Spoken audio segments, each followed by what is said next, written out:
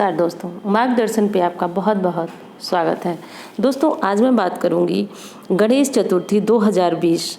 दोस्तों विघ्नहर्ता गणेश हमारे घर आ रहे हैं। जैसे ही तीज का व्रत समाप्त होता है, अगले दिन गणेश चतुर्थी आती है और गणेश चतुर्थी पे हम अपने कार्यों को निर्विघ्न करने के लिए अपने घर में अगर गणपति की नई प्रतिमा, मूर्ति, फोटो जो भी आप लाना चाहें, तो गणेश चतुर्थी का दिन बहुत ही विशेष और ख़ास माना जाता है।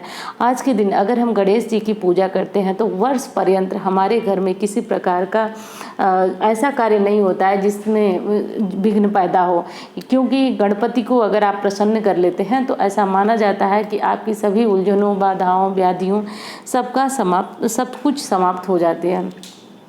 दोस्तों ब्याह हो, शादी हो या कोई भी शुभ काम हो, सबसे पहले गणेश जी की पूजा होती है, क्योंकि उन्हें जो था देवताओं का आशीर्वाद था कि प्रथम पूज्य गणेश ही होंगे। और प्रथम पूज्य गणेश होने की वजह से जब हम कोई छोटी पूजा, बड़ी पूजा, यज्ञ, हवन इत्यादि जो कुछ भी करते हैं तो गणेश जी की पूजा करना अनिवार्य होता है।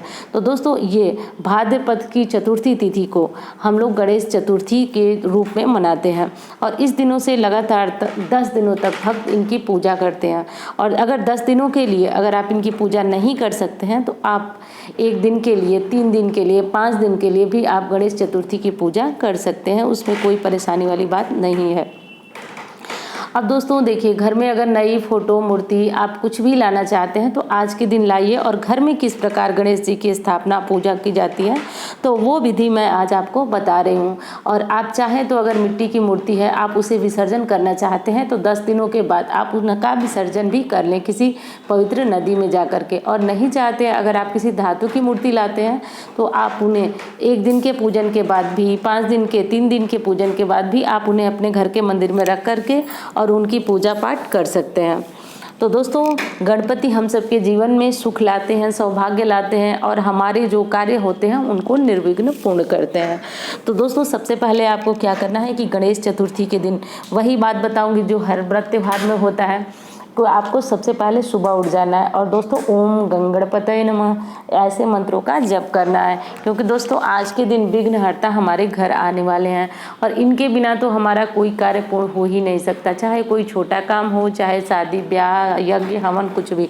तो हमें क्या करना है कि इनका नाम लेना है और जा करके गणेश जी की प्रतिमा, मूर्ति जो भी हो, आप इनको आदर के साथ घर ले आएँ। और घर ले आने के बाद आपको हो सके तो चौकी को पहले से ही सजा करके रख लें। चौकी पे लाल कपड़ा या हरा कपड़ा बिछा लें।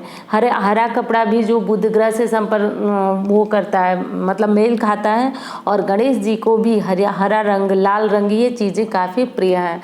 तो आप चाहें तो हरा या लाल कपड़ा भी बिछा सकते हैं आप। तो चौकी एक रखिए और उस पर लाल कपड़ा रखिए और कलश रखिए, जैसा कि हर पूजा में बताया जाता है, कलश रखिए। और देखिए गणेश जी की मूर्ति भी है, फिर भी आप ये न सोचें कि आपको गणपति स्थापना नहीं करनी है।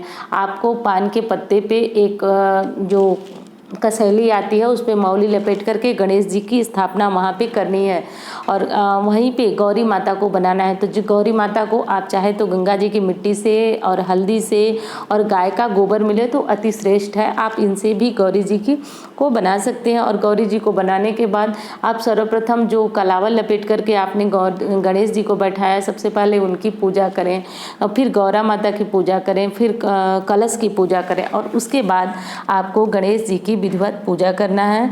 और उन्हें आप दुर्वा से या फिर कुश घास आती है उनको, उसमें गंगा जल मिला करके आप उनसे स्नान कराएं। और दोस्तों आज के दिन गणेश जी को आप दुर्वा चढ़ाना मत भूलें। आज के दिन दुर्वा चढ़ाने से विशेष लाभ होता है। अगर बुध ग्रह से संबंधित कोई कष्ट हमें मिल रहा है तो वो बुध ग्रह भी जो है शांत हो जाते हैं। और दुर्वा से भगवान गणेश काफ़ी प्रिय हो रहा, मतलब वो बहुत खुश होते हैं क्योंकि उन्हें वो चीज़ काफ़ी पसंद है। दोस्तों जो चीज़ हमें पसंद होती है, अगर वो वस्तु हमें किसी के द्वारा मिलती है तो हम उससे भी बहुत ज़्यादा प्रसन्न हो जाते हैं। तो रिद्धि सिद्धि के दाता गणेश जी प्रसन्न होकर के और किसी के जीवन में अगर लक्ष्मी की कमी है तो वो भी दूर करते हैं। यानी गणेश जी को दुर्वा चढ़ाने से अखंड लक्ष्मी की भी प्राप्ति होती है।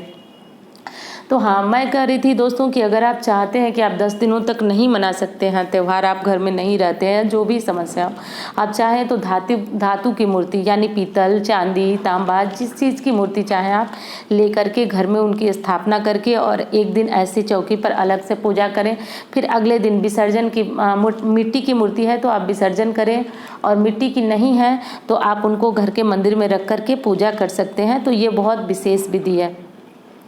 तो हाँ दोस्तों, दूर्वा चढ़ाना है, लाल फूल चढ़ाना है, और गणेश जी को मोदक बहुत प्रिय हैं, तो मोदक चढ़ाइए, घर में बना लीजिए मोदक, क्योंकि देखिए बाजार की मिठाई उतनी अच्छी शुद्ध होती नहीं है, उसमें गंदे बर्तन में बनाया है, साफ बर्तन, मतलब उसकी शुद्धता की कोई गारंटी हमारे पास नहीं होती है। तो भगवान को हम जो भी प्रसाद चढ़ाएं, अपने हाथों से बनाया हुआ प्रसाद भगवान को चढ़ाते हैं तो वो काफ़ी अच्छा होता है। तो मोदक चढ़ाइए भगवान को, लड्डू चढ़ाइए, और तब इनकी विशेष तरह से पूजा कीजिए। और पूजा करने के बाद दोस्तों आरती गाना है आपको, गणपति बप्पा मोरया, इस तरह से बोलना है, ओम गंगणपतये नमः, ऐसे मंत्र का जब भी करते रहना। आप चाहें तो 1 माला, 11 माला ओम गंगणपतये नमः ऐसे बोल सकते हैं। तो इस तरह से करके दोस्तों गणपति देवता की पूजा हो जाती है। आप अगर फूल आपको बहुत आसानी से मिल सकता है तो आप लाल रंग का फूल जरूर लाएं गणेश जी के लिए।